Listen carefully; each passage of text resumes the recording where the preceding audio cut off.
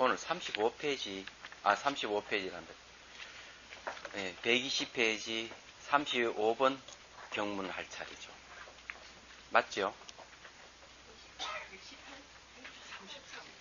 아, 그래요? 아, 맞습니다. 내가 이거 하나를 더 넘겨버렸네. 죄송합니다. 어쩐지 좀.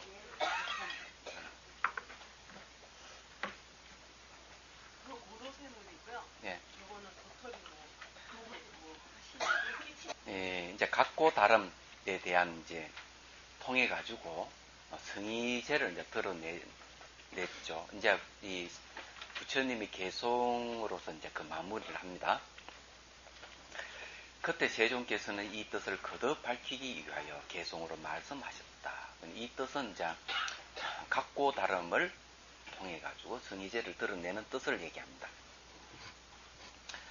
행계의 성의제의 모습은 한 성품의 모양과 다른 성품의 모양을 멀리 떠나 있나니, 그러니까 한 성품 다른 성품, 각고 다름을 다 떠나 있다는 거죠. 하나의 모양과 다름의 모양을 분별하면 그것은 이치에 맞는 행위 아니다.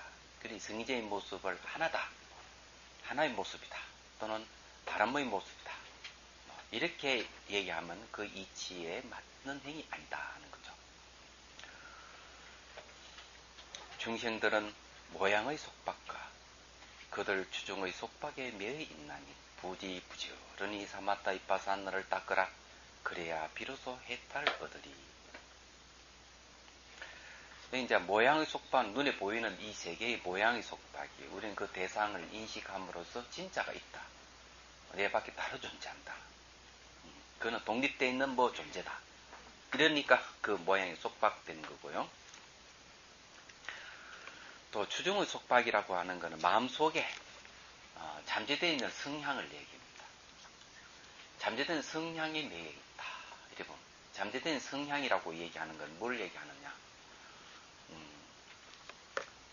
저기 술 좋아하는 사람은 말이죠. 그 술 좋아한다는 잠재된 성향이 있거든요. 그러면 그리 싹 가면 제일 먼저 뛰는 게 술집부터 술집부터 보이고, 저는요, 뭐부터 보이는가 하면은 기원부터 먼저 보여요. 기원. 이래 탁 들면 기원이 탁 들어와요. 희한한 일이죠. 제가 바둑을 뜯기 때문에 그런 거예요. 용케 그냥 그것만 착착 눈이 돌아. 그래서 이게 잠재적 성향이 바깥 대상을 그에 맞는 대상을 자꾸 이렇게 마음을 그쪽으로 돌리게 한단 말이에요. 그게 이제 추중의 속박에 매여 있다, 이런 말합니다. 이 추중을 보통 얘기하면은 그 유루종자라고 이렇게 번역을 하는데, 그 유루를 약간 번뇌죠. 그러면 종자락 하는 거는 그 습기라는 말을 쓰거든요. 그게 잠재적 성향이에요. 얘기하자면. 종자 씨앗이라는 뜻이고. 그런데 우리가 매어 산다는 거죠. 그래서 이걸 어떻게 해야 되느냐? 사마타 이빠사나를 부지런히 닦아야 된다.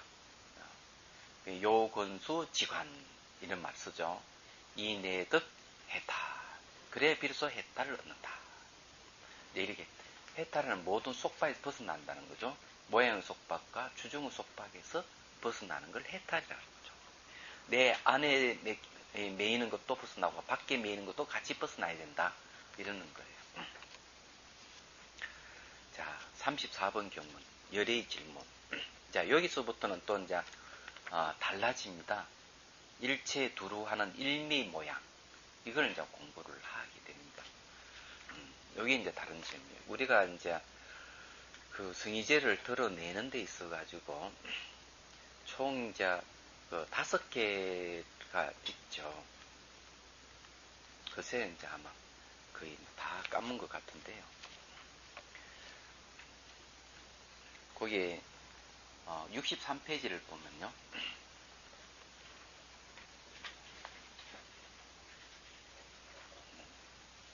63페이지에 그 중간에 보면 이래 돼. 이 품 안에는 성의제의 5가지 상의 뜻을 밝혔기 때문에 승희 재상품이라고 한 것이다.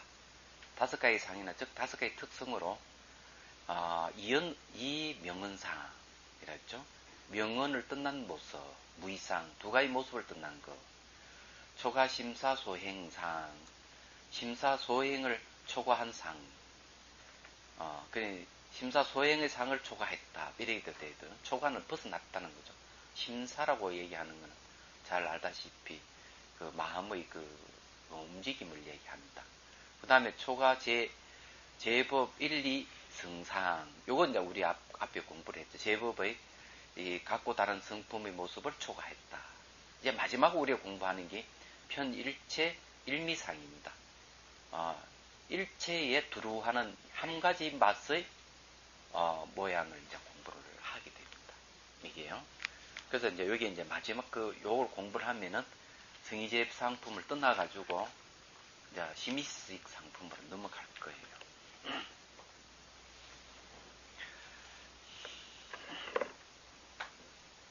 자, 열의 질문 봅시다. 이때 세종께서는 선현장로에게 말씀하셨다. 선현장로 수벌이 존재합니다. 그러니까 수벌이 존재하는 해공제일이에요. 여기 이제 해공, 공의 이치를 가장 잘 아시는 분이 수벌이 존재합니다. 그러면은 이 공하고 일미하고 같은 모습이죠. 모든 존재를 공으로 본다면 그 일미입니다. 일미 다른 이름이 공이에요. 그래서 여기 등장하는 이 수벌이 장로가 등장하는 거죠. 선현이요. 그대는 유정계 가운데 얼마나 되는 유정이 정상만을 품거나 정상만에 집착하여 가지고 있기 때문에 아는 바를 기별을 받으려 하는지 아는가. 그대는 유정계 가운데 얼마나 되는 유정이 정상만을 버리고 아는 바를 기별하는지를 아는가. 여기에 이제 이 내용은 뭘 얘기하는가 하면은 정상만이라 하는 거는요. 자기가 완벽하게 깨닫지 못했는데도 불구하고 완벽하게 깨달음을 얻었다. 그런 생각을 갖고 교만을 일으키는 걸 정상만이라고 해요. 그러니까 덕을 갖추고 완전한 덕을 갖추지 못했는데도 불구하고 자기는 그런 덕을 갖추었다. 이런 생각을 하는 거예요. 그래서 이제 남 앞에 나서서 교만을 내세운다. 이게 정상만. 그 특징적인 게 이제 법화경이 나오죠. 법화경에서 이제 부처님께서 방풍품을 이제 설하실 때 그 법을 설하려고 하니까 이 500명이나 되는 이 그 비구들이 이제 자리를 박차고 나가버리는 게 나옵니다. 우리는 벌써 아라니 다 깨달았는데 부처님께서는 또 뭘 더 깨달을 것이 있다고 법을 설하시려고 하는가? 우리는 듣지 않겠다 하고 박차고 이걸 정상만이라. 부처님께서 교만한 놈이라 그러죠. 그냥 요즘 말로 하면은. 그래 부처의 길을 제시해주고 하는데 그 길을 마다하고 우리는 완벽한 깨달음을 얻었으니 더 이상 들을 것이 없다 하는 게 이제 정상만이라는 걸 얘기합니다. 그럼 여기도 마찬가지예요. 여기도 이제 이 수행하는 사람들이 정상만을 가지고 있는 거죠. 그리고 정상만 집착 가지고 있기 때문에 아는 바를 기별을 받으려고 하지 않는가. 기별이라고 얘기하는 게 있죠. 기별이라고 하는 건 뭔가 하면은 여기서 말하는 기별을 거기에 114번 거기에 줄을 보면 기별에 대한 얘기가 나옵니다. 구별, 분석, 발전이라는 뜻이 있습니다. 거기에요. 기별, 기설, 기, 수기 등이라고도 한다. 수기라고 하는 말도 그 기별이라는 말은 같은 말이에요. 본래 교수를 분석하거나 문답 방식으로 교리를 해석하는 것을 가리켰으나 문답 방식으로 제자가 정득한 것, 사후의 생처 등을 예언하는 것으로 변화했고 특히 미래시의 정가와 성불하였을 때의 명호를 예언하는 말로 가장 많이 사용하게 됐다. 즉 부처님께서 당내에 반드시 부처가 되리라고 기별을 받는 것을 말한다. 또 부처님께서 발심한 중생에 대해 장래에 반드시 부처가 되리라는 기별을 주는 것을 말한다. 그래서 법화문고 근7에 기란 기사란 뜻이고 별은 요별의 뜻이다라고 하였다. 자, 요 말들을 하자면은 기별을 받으려고 한다 하는 것은 인정을 받으려고 한다는 뜻이에요. 인정받으려. 내가 이렇게 수행해서 깨달았다는 것을 인정받으려고 하지 않는가 이런 뜻입니다. 그런데 이제 그런 가운데에서 그들은 유정계 가운데 얼마나 되는 유정이 정상만을 버리고 아는 바를 기별하는지를 아는가. 정상바를 딱 버리고 자기 아는 바, 자기 깨달은 바를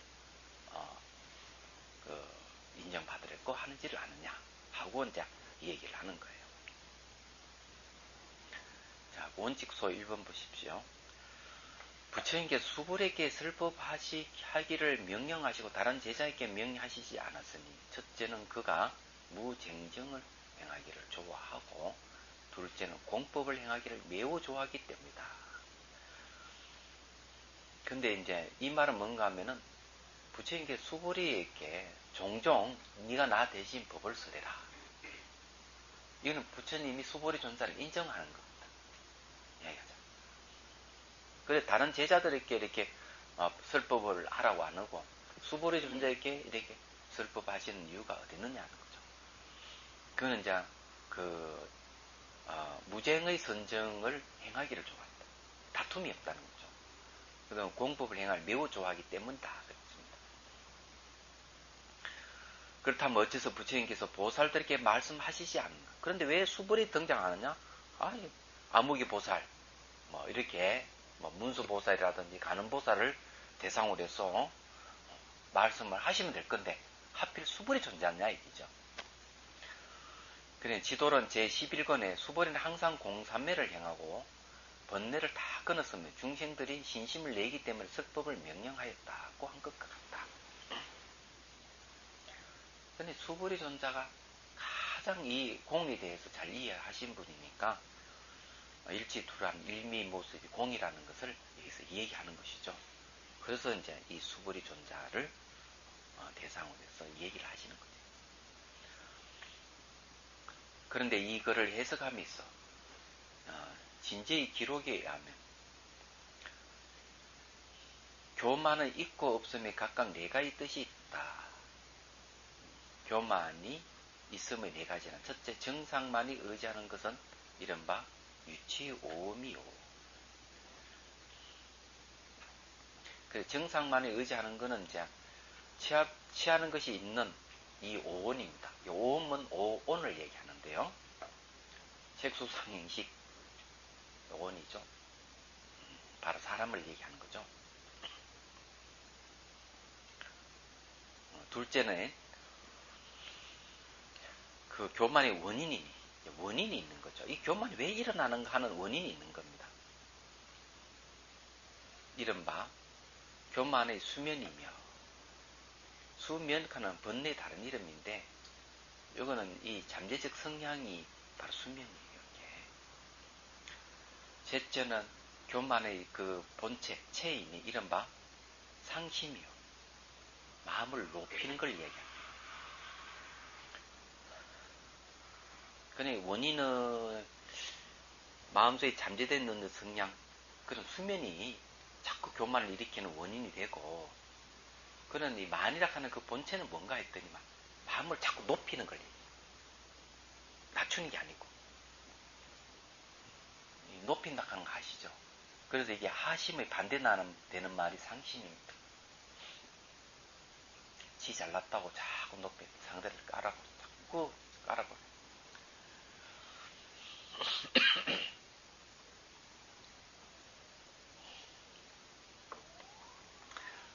솔직하게 얘기하면은 저도 상당히 그 아만이라 그럴까 교만이 높은 사람이에요. 그걸 제가 왜 하는가 하면 저 20살 되기 전에 잘난 체를 했습니다. 그때 벌써 정말에. 그래서 이게 저기 보시 턱을 앞에는 내놓고 있잖아요. 이거 턱을 이렇게 이래 돼야 되는데 이렇게 당겨야 되잖아요. 요래 살아야 되는데 이렇게 이게 이 전생의 습인지도 모릅니다. 얘기하자면.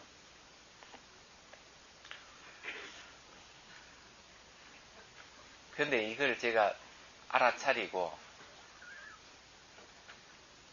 10대 때 제가 이걸 버릇을 고쳤어요. 사실은 제 스스로가. 누구 말 맡아나 누구를 보면 독한 년 하지만 저는 독한 놈이에요.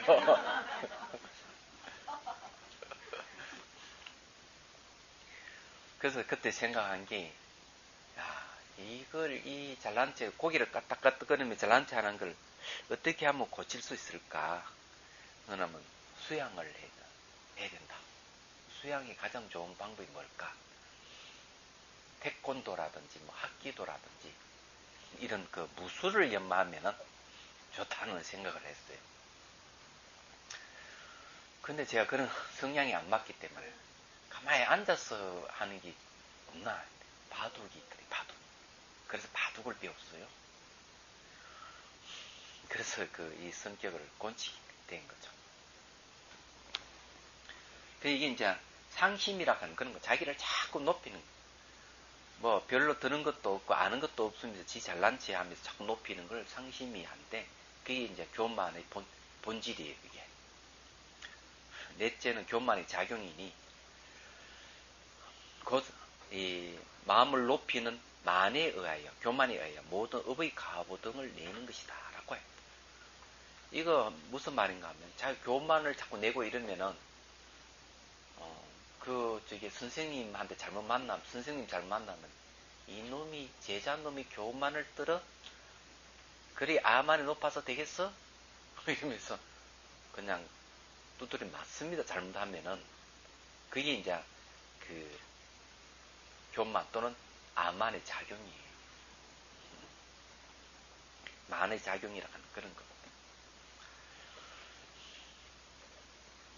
근데 여기에 이제 가장 중요한 거는 뭔가 하면은, 정상만이 의지하는 것은 이른바 유치의 원이다 하는 말이 여기 가장 중요해요. 왜냐하면 이 내용이 그런 내용입니다. 이 수행자에 관계되는 것이기 때문에 색수상행식 하나를 분석해가지고 자기가 다 알았다, 이런 생각, 자기가 깨달았다, 이런 마음을 내기 때문에 그렇습니다. 자, 그 다음에 얼마나 되는 유정이란, 유정은 중생을 얘기하죠. 만의 상을 의지함을 나타내는 것이요. 그러니까 상심을 의지함을 나타내는 것이요. 정상만을 품음이란 교만의 원인을 나타낸 것이며, 정상만의 집착을 가지고 있기 때문에 이란 교만의 체를 나타내는 것이요. 아는 바를 기별함이란 교만의 작용을 나타낸 것이라. 그럼 요거는 지금 현재 경문의 내용을 이렇게 해설한 겁니다. 정상만을 버리고란 교만의 원인과 만의 체가 없다는 것이다. 그런 걸 다 버려버린다는 거요. 아는 바를 기별한다는 것은 만의 작용이 없다는 것이다. 그렇게 얘기해요. 자, 넘어갑니다. 이제 선현이 대답하는 경문 35문입니다. 장로 선현이 부처님께 살이었다. 세존이시여, 제가 알기로는 유정계 가운데 적은 수의 유정만이 정상만을 버리고 아는 바를 기별합니다. 그러니까 이 적은 수의 유정만이 정상만을 버린다는 거죠. 지가 잘났다 하는 걸 버리고 자기 순수하게 내가 요 정도밖에 모른다, 요 정도밖에 안다, 요 정도 외에는 내가 아는 것이 없다, 이렇게 자기를 겸손하면서 낮추면서 얘기를 한다는 거예요. 원칙소 1번 보십시오. 여기도 경지가 있습니다.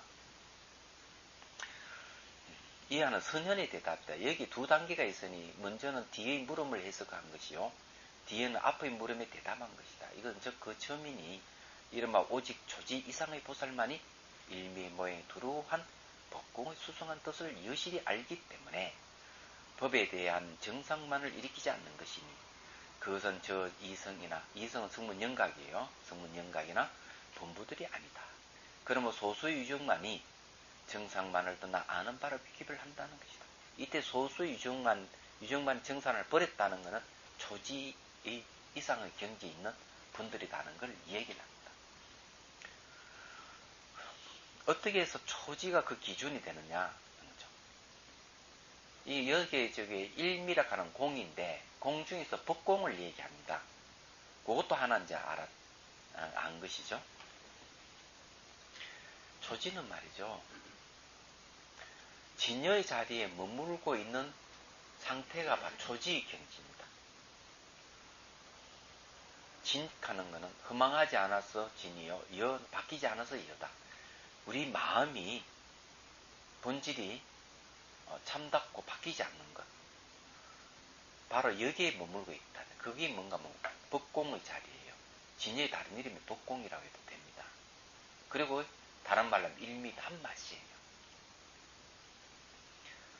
근데 왜 법공이라 진여란 말을 안 쓰고 하필이면 일미락 하는 말을 왜 썼을까? 이것도 생각을 하셔야 돼요. 이거는 현상계에 대해서 그 본질은 한결같다, 한맛이다는 걸 나타내기 위해서 일미란 말을 쓰는 겁니다. 마치 우리 음식 맛을 보듯이 이 현상의 모든 것에 대해서 모양 각각 다르고 차별의 모습이지만은 그 본질은 한 가지 맛이다. 예를 들어 가지고 밥맛하고 김치맛은 분명히 다르다고 하지만은 그 본질은 김치 맛이나 밥맛이나 똑같은 한 맛이라는 거죠. 그거 마찬가지라는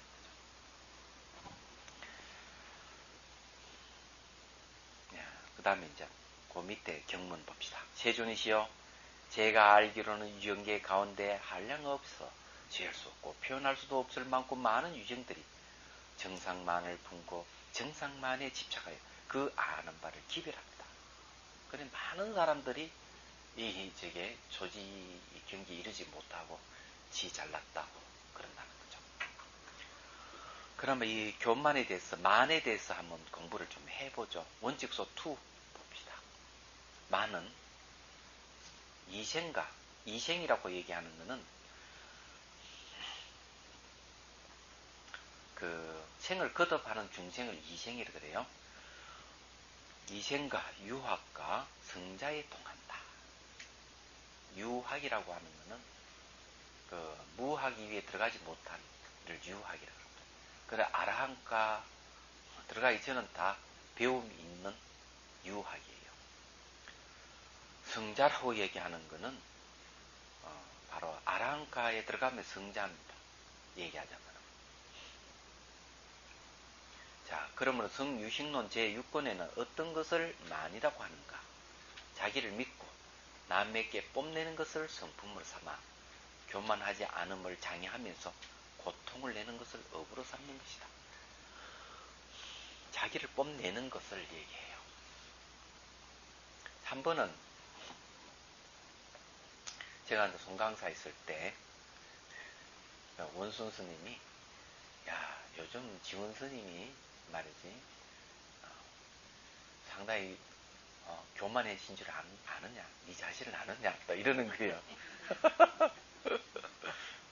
교만, 그러니까 목이 네 힘주고 다닌다 하니 네 스스로 아느냐? 이런 이야기를 한번 들은 적이 있는데 나는 전혀 모르죠. 사실은 네, 정말 교만한지. 근데 그렇게 말하는 의도가 어딨는지 난 지금도 잘 몰라요. 모르고 아마 추측은 하죠. 이 이제 강주라는 소임을 딱 갖게 되면 권위를 가지게 되죠. 근데 학인 스님들에게는 그렇게 이제 그 강하게 질책을 하면서 공부를 하기를 독려하고 그럴 수가 있어요. 그러다 보면은 그런 게 습이 젖어 가지고 학인들에게 대하는 모습은 또 다른 스님에게 학인이 아닌 스님에게도 그렇게 할 소지가 있는 거예요. 그게 얘기한다면. 그러니까 내 자신은 모르는 사람 어느 뜻 그래 될 가능성이 있기 때문에 일부러 그런 식으로 얘기했을 수도 있겠다 하는 생각을 해요. 근데 이게 이제 뽐내는 게 그런 거거든요. 근데 그때는 제가 내 자신을 뽐낸다 하는 걸 잘 모르는데 요즘은 제가 알아요. 이게 이제 뽐내는 마음이 탁 올라오는 걸 제가 봅니다. 요즘은. 그때는 못 봤는데. 뭐 가끔가다 그런 얘기 하잖아요. 자비수가 아닌 자비다스는 0.0001%의 사람만이 할 수 있는 일이다. 자기 뽐내는 일이죠, 그게. 그런 걸 내가 압니다, 그런 거. 이렇게 말하면서 한번 뽐내고. 이런 걸 만이라 그래요. 이런 거는 참 안 좋은 일이거든요. 네. 특히 동양의 미덕은 겸손이에요. 이 만이 일어나면 소통이 안 됩니다. 소통이. 다 단절이 일어나요. 그러가는 완전히 저게 소외받아가지고 외로움에 젖게 되는 겁니다. 사람 겸손하면 소통이 일어나서 그런 건 없죠. 그래서 여기에 교만을 하게 되면은 고통을 내는 업을 일으킨다는 걸 얘기를 합니다. 이 만에는 교만, 이 만에는 7가지와 9가지가 있다. 이른바 삼품이라고 하는 것은 하품, 중품, 상품을 삼품, 3가지 품이라 그래요. 그다음 아처, 자의 그 소속돼 있는 곳, 그다음 득처, 이건 이때 득이라고 얘기하는 거는요, 좀 알 필요가 있어요. 요게 이제 깨달기 전하고 깨달음 얻은 후하고 이제 깨달음을 기준으로 얘기를 하면은, 깨닫기 전에는 깨달음 가는 과정을 수행이라고 얘기합니다. 수행해 간다 하는데, 깨치고 난 뒤는 뭔가 이걸 덕이라고 얘기합니다. 깨치고 난 뒤의 그 표현을 갖다가 깨달음을 표현할 때는 덕이라는 말을 표현을 해요. 얘기하죠. 그 중에 이제 대표적인 게 뭔가 하면은 상락아정 사덕을 얘기하죠. 상락아정 사덕은 열반의 사덕이라 하는데, 열반의 사덕은 뭔가 하면 깨닫고 난 뒤에 얻는 결과를 덕이라고 하는 거예요. 예를 들자면 그런 거죠. 다르게 얘기하면요, 그 초등학교 때나 중학교 때 아이 보면 막 까불락거리고 막 장난치고 이렇게 하는 거, 아이고 저는 언제 저를 철들을까 얘기하죠. 그런데 중학교 지나서 고등학교, 대학을 가서 사회인이 될 때 어젓하게 막 까불락거리는 게 싹 없어지고 이러죠. 그러면 그 사이에 배운 것이 쌓여가지고 덕으로 바뀐 거예요. 얘기하죠. 이때까지 공부한 결과를 덕이라고 하는 거죠. 얘기하죠. 그게 덕철학하는 말. 그러니까 이 교만하는 것도 하품, 중품, 상품이 있고, 그리고 또 이 교만이 일어나는 아락하는 곳이 있고, 또 덕이락하는 곳에서 아만은 일어난다는 걸 얘기합니다. 생겨 일체가 모두 견도위와 수도위에서 끊어집니다. 근데 이건 이제 견도위는 뭘 얘기하는가 하면은요, 이것도 뭐 여러분들 용어 자체를 잘 이해가 안 되는 경우가 있어요. 견도 수도잖아요. 이랬었는데, 이거는 보는 길이란 뜻이고, 이건 닦는 길이란 뜻이에요. 이건 길 가는 거는 이게 도중을 얘기해요. 도중. 그러니까 도착지가 아니란 얘기입니다. 길을 가고 있는 현재 진행형이에요. 도락하는 거는. 그는 이게 뭘 받느냐 하면은, 이때 견이락하는 거는 본성을 본 거예요. 본성. 어떤 본성? 진여 본성을 본다. 진여를 봤다. 얘기해요. 그래 견자. 또 다른 말로 하면요, 이 견자는 어떤 의미가 있는가 하면은, 발견한다는 뜻이 있습니다. 발견. 왜 그런 말을 하는가 하면요. 진리는 우리 만들 수 있는 게 아니에요. 진리는 다 드러나 있기 때문에 우리 번뇌 망상이 가려서, 무지에 가려서 그걸 보지 못할 뿐이에요. 그래서 그것을 새로 만드는 게 아니고 발견한다고요. 발견. 무슨 말인지 이해가 되죠? 그래서 견자가 들어가는 거죠. 그러면 이 견도위 할 때는 위 하는 거는 그 위치를 얘기하는 건데, 이거는 바로 초지를 얘기합니다. 초지 경지. 십지 중에 초지입니다. 수도는 뭔가 막 초지부터 십지까지 쭉 불지 1위까지 닦아가는 걸 수도예요. 그리고 십지 건강 유전까지 닦아가다가 불지 이러면은 부처불자에 이제 양지자 경지 불지 부처님 경지에 이르렀을 때 이걸 구경각이라 또는 구경위 또는 무학위 이런 말을 씁니다. 무학위라든지 구경위라는 말을 쓰죠. 예, 여기서 말하자면 그런 겁니다. 그래서 이게 삼품 아처 득처에서 생기는데 많이 모두 견도이라 수도에서 다 끊어진다는 거예요. 성스러운 위, 성위의 아만이 현행을 얻어 교만의 종류는 여기서 일어나서는 빠짐이 없다는 것이다 라고 하였다. 이 성의 아만이라고 하는 것은 초지 이상의 경지도 아만이 있는 거예요. 초지 이상. 왜냐하면 2지부터 10지 사이가 교만을 일으키는 근거인 말라식의 경지거든요. 2지부터 7지까지가. 그러니까 이게 초지 이상의 경지 가도 아만이 있다. 성인이 돼가지고 깨달음 경지에 이르더라도 아만이 있는 거죠. 근데 부처님 경지에 이르기 전까지는 다 있다는 거죠. 그래서 혹은 여러분들이 이제 선지식 때 큰 스님이 아주 교만을 낸다 하던데 하더라도 이해를 하셔야 돼요. 어떻게 아찌가 부처의 경지 뭔가 이렇게 이해를 하셔야 돼요. 상락 아정에 하는 거 상락 아정의 그는 이제 벌써 열반인데 대성의 열반이에요. 상락 아정을 얻은다는 게. 아니 불지입니다. 불지. 예, 그럼요.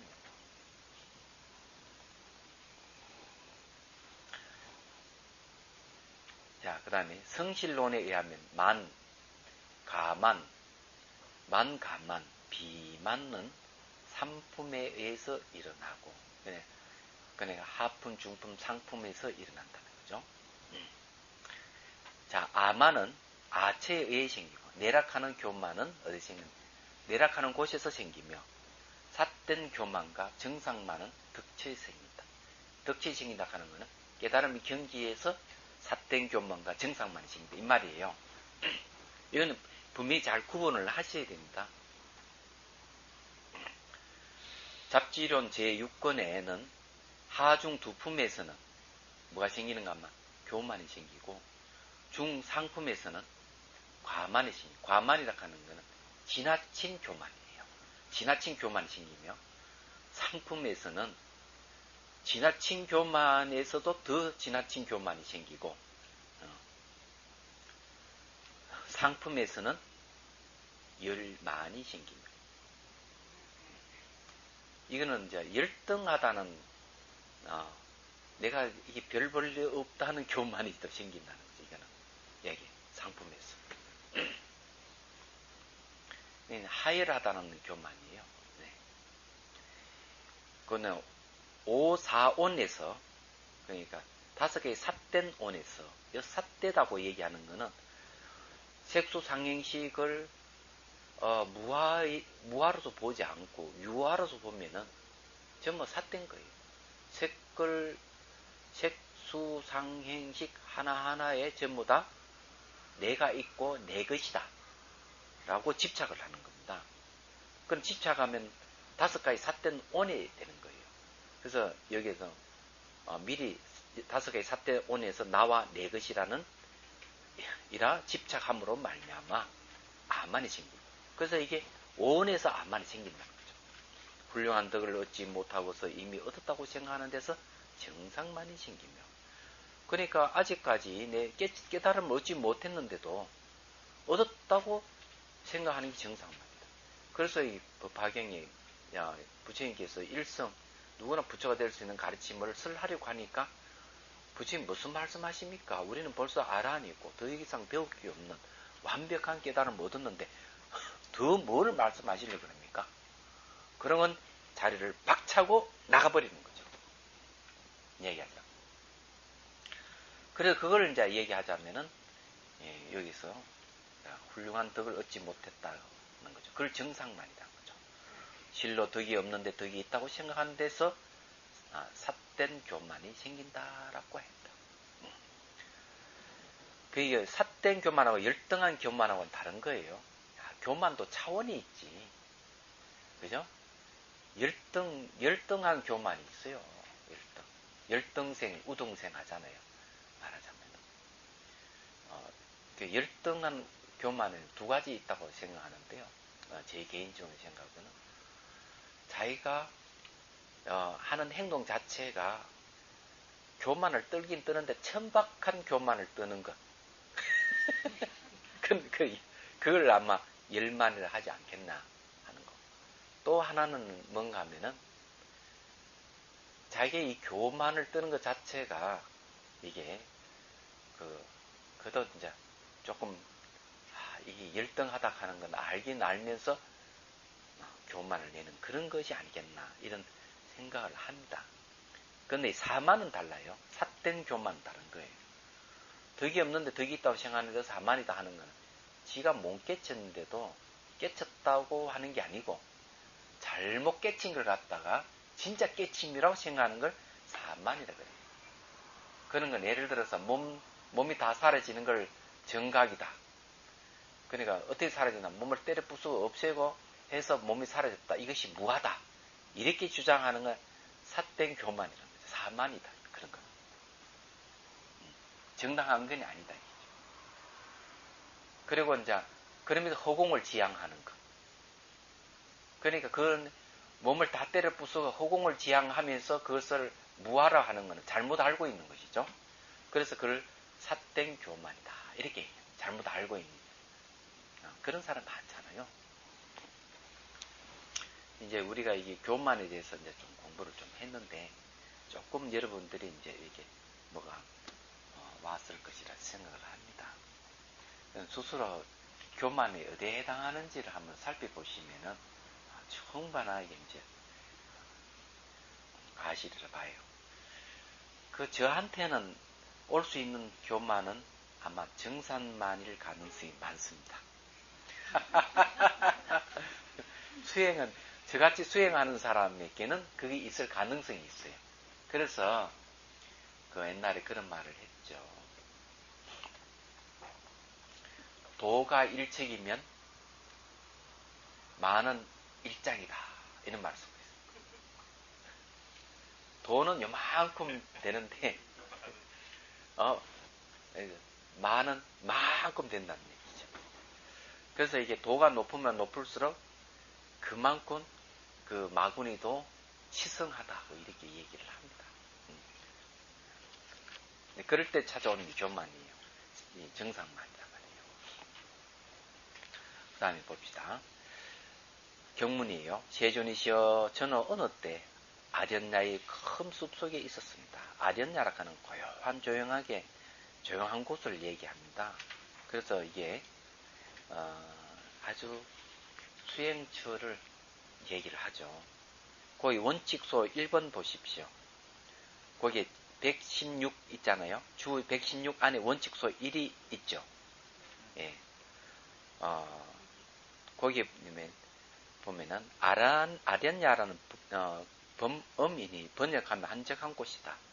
진제의 해석에는 아련야에는 세 가지 뜻이 있다. 첫째는 소음을 떠난 곳이니 도시 잡음이 들리지 않기 때문이요. 자비선사는 소음이 안 들려요. 둘째는 나무 베는 소리를 떠난 곳이 나무꾼이 오지 않기 때문이에요. 그것도 자비선사에는 나무꾼이 안 옵니다. 셋째는 사음을 떠난 곳에는 이른바 온갖 번뇌는 모두 선법을 어지럽혔기 때문에 사음이라는 것이다. 그러니 자비선사는 수행하는 곳이기 때문에 사음을 떠나는 곳이에요. 만일 이곳에 머무르면 번뇌를 이길 수 있기 때문에 사음을 떠난다는 것이다 라고 했다. 이 말은 자비선사를 두고 한 말이에요. 사실 저도 그 장소를 찾기 위해서 몇 달 동안 그냥 막 동서남북으로 차를 타고 다니면서 다녔는데 저는 단 두 가지만 꽂았어요. 사실은 주변에 눈에 걸리작거리는 게 없어야 되는 거. 두 번째는 땅 기운이 나쁘지 않아야 된다. 그래서 지금 그 장소가 그런 장소예요. 그런 장소인데 명당이라고 감히 생각해요. 요즘은요. 왜냐하면 얼마 전에 눈이 왔거든요. 눈이 왔는데 자충룡 그 뒤산에는 눈이 쌓여 있고 우충룡 우백호 뒤산에도 눈이 쌓여 있습니다. 그런데 자충룡 우충룡 눈이 안 쌓여 있다. 뒤산은 눈이 쌓이지 않아. 앞산에는 저 뒤에는 높은 산에 눈이 있고 하여튼 그 자비선사 주변에는 눈이 내려도 금방 녹아버려요. 안 쌓이고. 예. 그래 옛날에 명당을 찾는데도 이 똑같은 명당이 두 군데 있다면 어떤 걸 택할 것이냐 하는 것은 겨울에 눈이 왔을 때 가본다는 거죠. 눈이 녹은 곳을 취한다는 거죠. 예.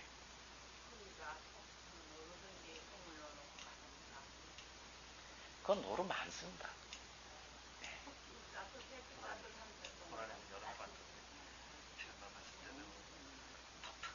그러죠. 그럼 차 올라가면 막 다니고.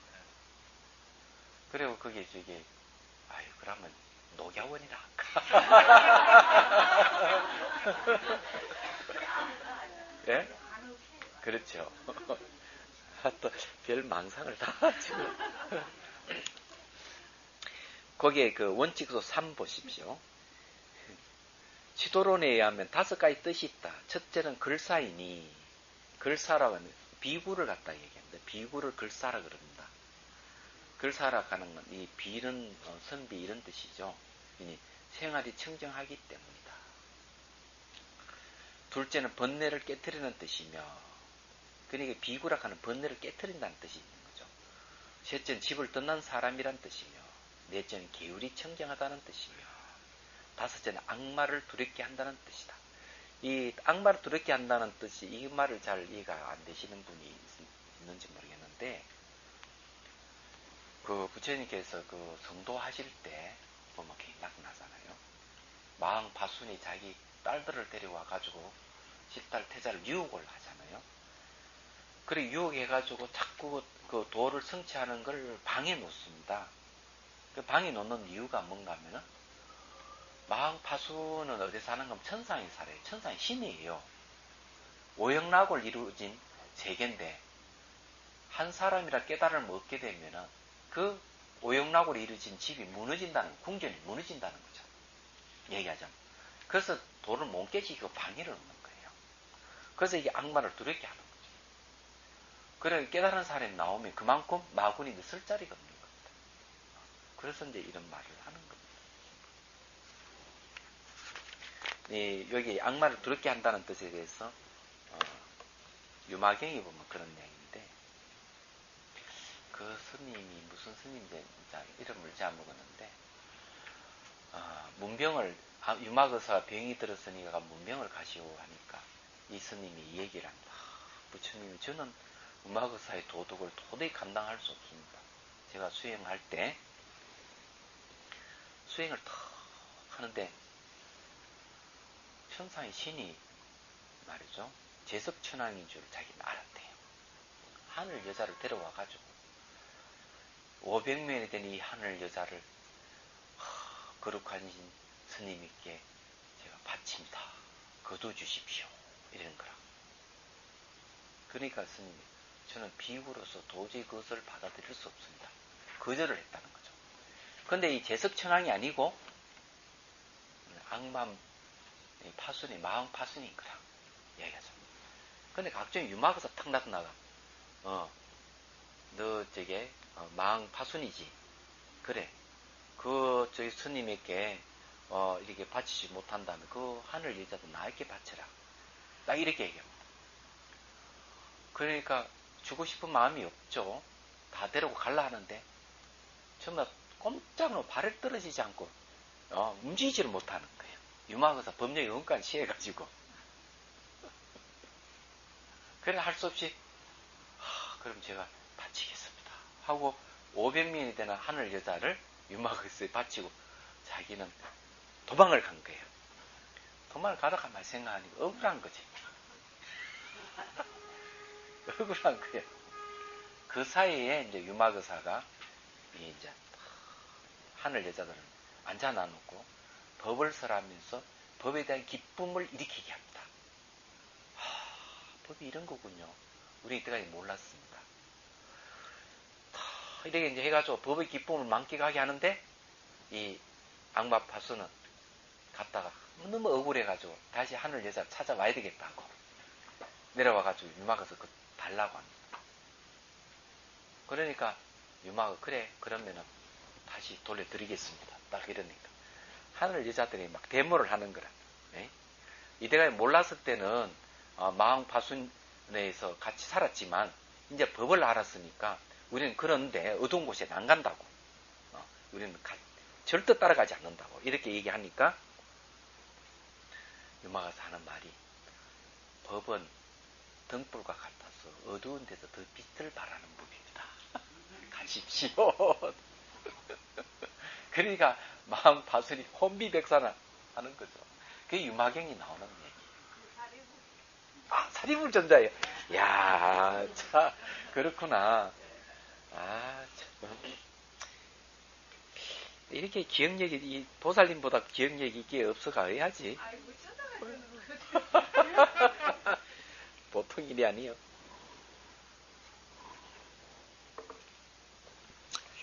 자, 그런 일이 있는 거예요.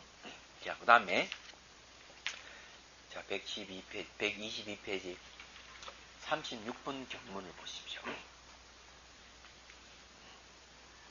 여기 이제, 일체 두루한 일미 모습이라는 거는요, 공을 얘기하잖아요. 공성묘. 그게 성의제인데, 이걸 얘기한다 하는 건 반드시 여기에는 수행과 깨달음 경지가 있는 거예요. 이야기하자면. 그래서 조금 어려운 부분도 있습니다. 자, 거기에 현관이라고 써 있죠. 지혜로서 눈앞의 대상을 명료하게 관하여 깨달은 바를 기별함. 현가는 현전의 경계를 보는 것을 볼관자잖아. 그걸 보는 것을 현관이라고 합니다. 자, 사리불 존자가, 수불이 존자가 얘기합니다. 저는 그 모든 비구들이 해질무렵에 점차 모여들어 소득이 있는 현관의 의자에 각가지 상법을 말하고 그 깨달은 바를 기별하는 것을 보았습니다. 자, 상법이라 하는 모양이 있는 법이죠. 5원, 12처, 18개, 사식, 이런 것들은 정말 모양이 있는 거, 상이 있는 겁니다. 그래서 그걸 상법이라는 거죠. 그 상법을 이제 말하고 그 깨달은 바를 기별한다는 걸, 하는 것을 봤다. 내가 이런 걸 깨달았다. 하고, 스스로 자기 거를 인정하는 걸 얘기하죠. 그런 걸 보았습니다. 그 120번 주 보십시오. 120번 주에 보면요. 현관에 대해서 얘기합니다. 지혜, 해는 사제 이치를 현관하는 것을 말한다. 즉 현전의 대상을 관하는 것인데 무르의 지혜로 현전의 그 대상을 명료하게 관하는 것을 말한다. 이렇게 되어 있죠. 그게 이제 현관이에요. 그리고 원칙소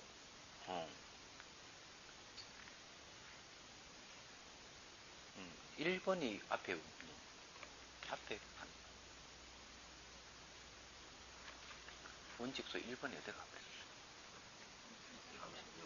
밑에 있는데 경문에는 1번 여기 있네. 현관 가는데 거기에 애자 1번입니다. 1번 보십시오. 구사론 제22권에는 모든 진리 경계를 현재에 분명히 보는 것을 현관이라고 한다라고 했다. 그러나 이 현관에 대해서는 여러 가지 학설이 있다. 근데 여기서 말하는 소득이 있는 현관이나 얻을 바가 있는 현관이죠.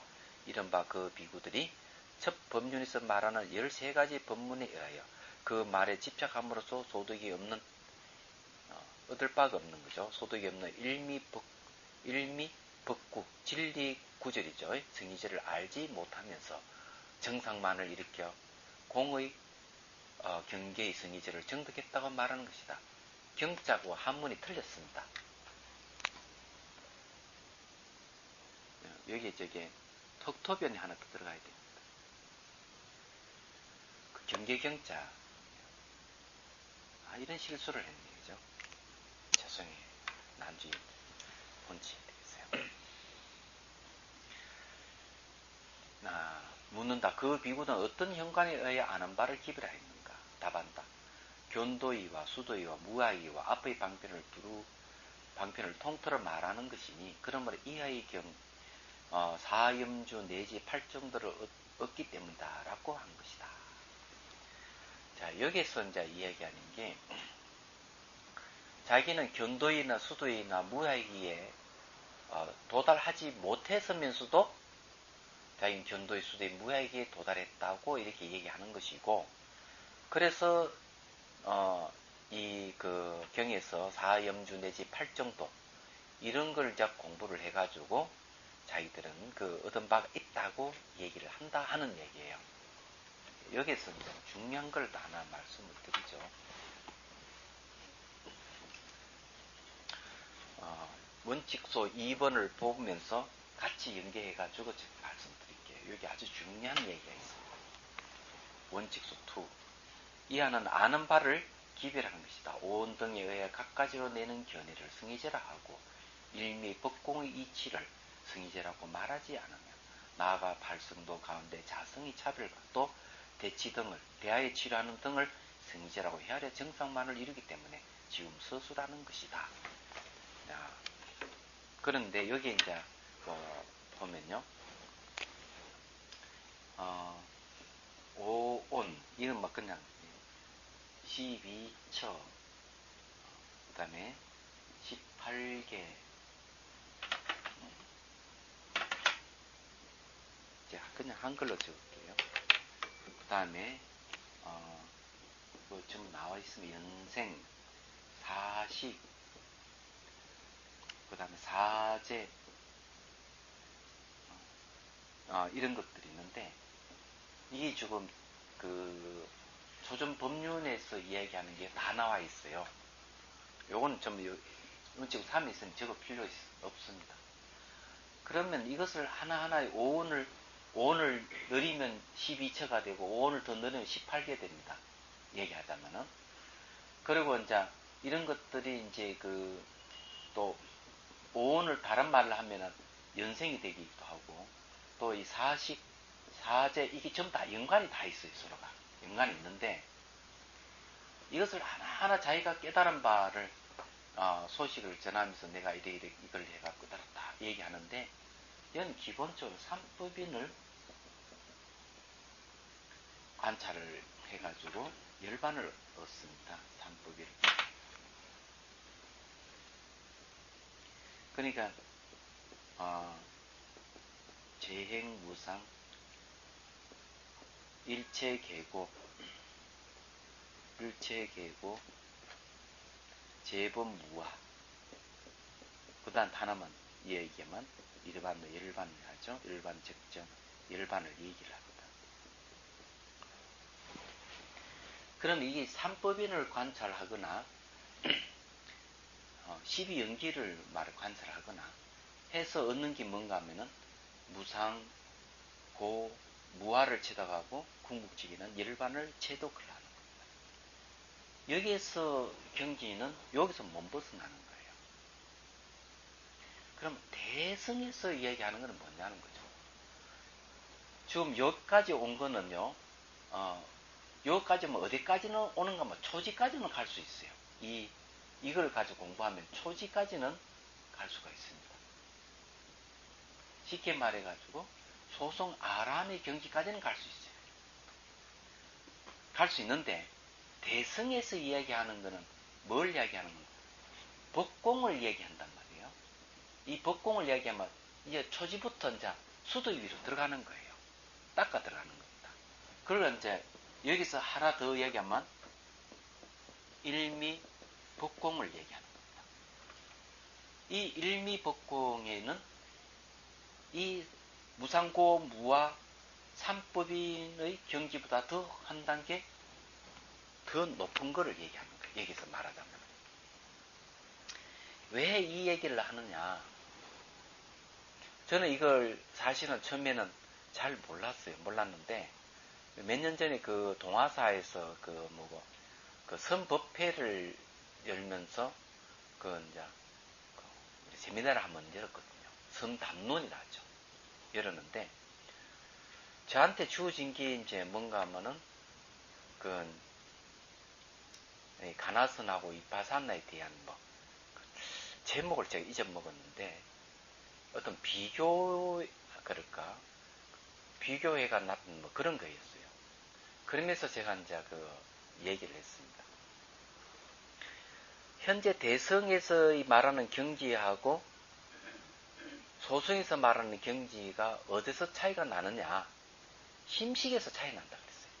그래서 분명히.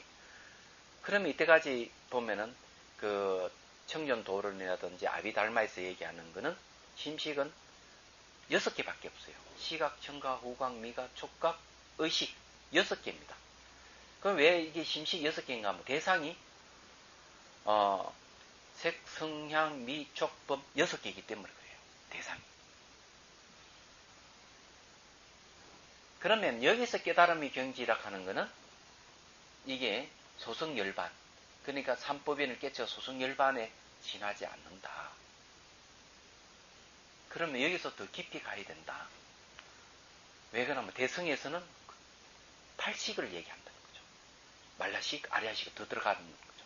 말라식의 대상이 있고 아리아식의 대상이 있는 거죠. 그럼 말라식, 아리아식은 심층의식이기 때문에 미세망념이단 말이에요. 그럼 더 깊이 들어갔을 때 더 깊이 들어가서 그걸 미세망념을 타파하는 걸 뭘로 타파하느냐 하면은 일미법공으로 타파해 가는 겁니다. 이 초지 경리에서 이 공간을 닦아요. 그러니까 아궁 법공간을 닦습니다. 물론 그 전에도 아궁 법공간을 닦는데 초지부터 아궁과 법공을 닦아가는 거는 왜 닦아가느냐? 선천적인 번뇌를 없애기 위해서 잠재된 성량을 닦아가는 거죠. 그런데 이 소승에는 그게 없다는 거죠. 잠재되어 있는 말라식이라든지 아리아식에 있는 미세망념을 끊어가는 게 없다는 거죠. 벌써 종료가 되어버렸기 때문에. 그래서 한 발 더 나가야 된다. 이게 대성에서 하는 주장이에요. 다른 게 아니에요. 얘기하죠. 그런데 이제 이 문제 갖고 딱 이 얘기를 했을 때, 마성 스님하고 탁 부딪힌 거야. 마성 스님 반론이 뭐냐. 그때 이제 문답할 때, 이런 얘기를 하는 거야. 아니, 아비달마에도 잠재의식을 얘기하고 있다. 잠재의식. 그걸 바방가라고 한다. 바방가의 성격이 말라시카 아리아식의 성격을 가지고 있다. 그런데 어떻게 그리 차별을 둘 수가 있느냐? 깨달음의 차별이 그리 있을 수 있느냐? 이 얘기를 하는 거예요. 제가 얘기했습니다. 그렇지만은 보라, 말라시카 아리아식 성향이 있지만은 그에 대한 말라식이도 대상이 있고 아리아식이 대상이 있다 하는 명확하게 유식에서는 밝히고 있는데 아비달마에는 못 밝히고 있지 않느냐. 이런 거 보면 아비달마에서 더 발전해 간 것이 유식 논서다. 얘기하자면. 그러면 수행 경지도 달라질 수밖에 없지 않느냐. 이 얘기를 했던 거예요. 그래서 이거하고 관련이 있는 거예요. 이야기하자면. 그래서 혹한 여러분은 달라이 라마 스님의 저수를 보면은 삼법인을 얘기하면서도 이거보다 더 깊이 들어가야 된다. 그래서 공을 얘기합니다. 얘기하자면 공체득이 더 깊은 것이다고요. 그는 그런 근거를 어디에 댔냐면은 여기서 저 해심일경에도 얘기를 하고 있는 거예요.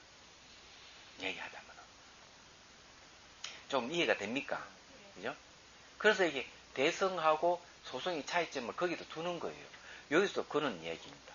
그 일미 법공 이치를 성의자라고 말하지 않는다는 말이 그런 거예요.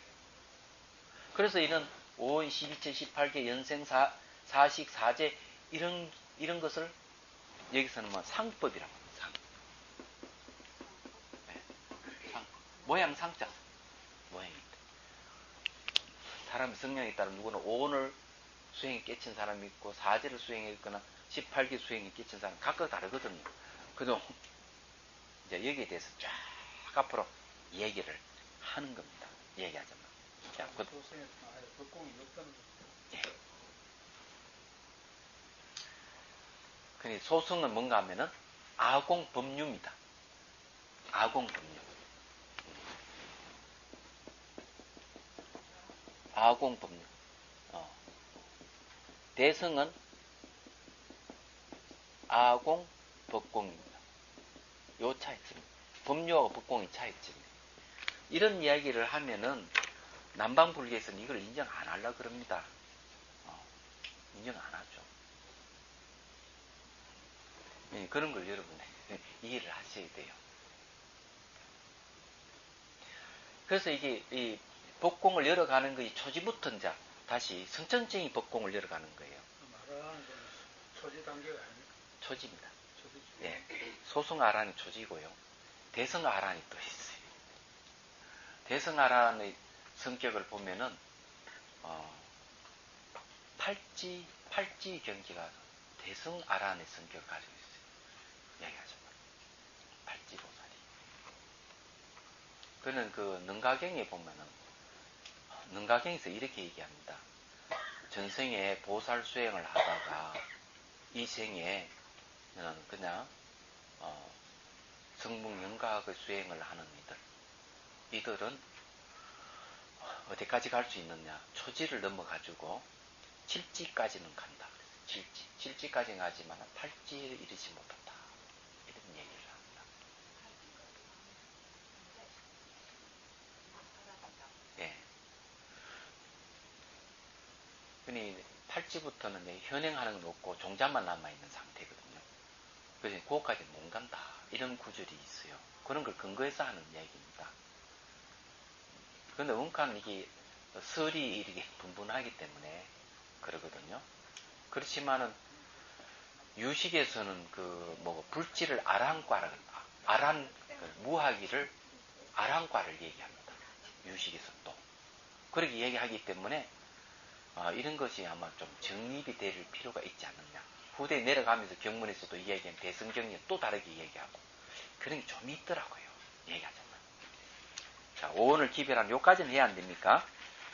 그 중에 한 무리는 오온 얻음을 인해서 오온의 모습을 얻고 그로 인하여 오온의 일어남을 얻고 그래서 오온의 다함을 얻고 그래서 오온의 미람을 얻고 그래서 오온의 미란 것을 얻다는 것을 정당한 까닭에 이어서 깨달은 바를 기별을 하였습니다. 오온이 이제 첫 번째 오온이 나옵니다. 원칙으로 3 보십시오. 모든 헤아림을 따랐다 스스로한 거죠. 이것은 그 첫 번째 단계 6가지 성교로 관찰하는 경계에 의하여 그 아는 바를 기별하는 것이다. 6가지 성교란 이른바 5원 12처 12연생이네요. 연생 12. 사식 12연기를 얘기합니다. 연생은 사식, 사제, 18개 등이다. 실제 이치로는 12처 18개가 모든 법을 다 포섭하는 것이지만 중생들은 차별을 좋아하기 때문에 온등에 대해 6가지 문을 연 것이다. 그러니 중생은 차별을 좋아한다. 근기 각기 다르기 때문에 온, 처, 연생, 사식, 사제, 18개 이렇게 6가지 문을 열었다 이 말이에요. 만일 참 현관을 말한다면 반드시 일미 성의제의 이치를 정득해 비로소 현관이라 하는 것이지만 그 비구들이 정상만을 품고 온등의 모양을 얻고는 그것을 참 현관이라 하기 때문에 지금 여기서 헤아림을 말하는 것이다. 6가지 헤아려가지고 하나하나 타파하겠다는 얘기예요. 현관이라 하는 말을 이제 여러분 좀 아셨을 거라고 봅니다. 근데 오온에 대해서는 다음 시간에 오온에 대해서 조금 제가 설명을 하고 그래서 12처로 이렇게 넘어가도록 하겠습니다. 그래서 이제 이게 하나하나 우리가 공부를 하면은 좋아요.